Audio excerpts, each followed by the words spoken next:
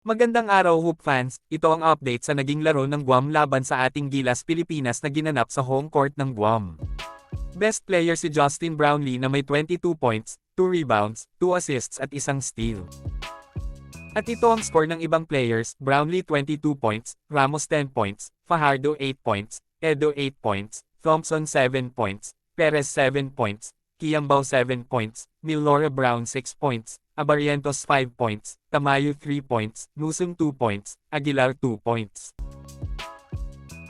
Para naman sa Guam, Cruz 17 points, Wesley 12 points, Galloway 8 points, Johnson 4 points, Guzman 3 points, Federger 2 points.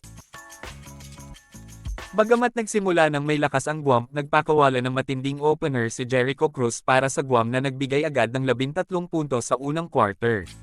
Pero tumagal ang momentum ng Gilas.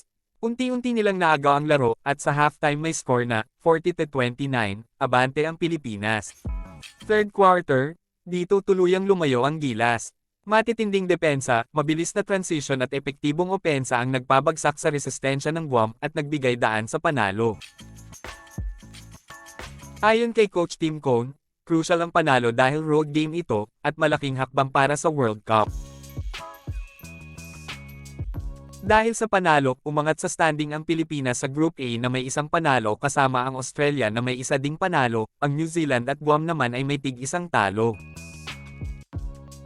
Ang sunod na laro ay home game na gaganapin dito sa Pilipinas.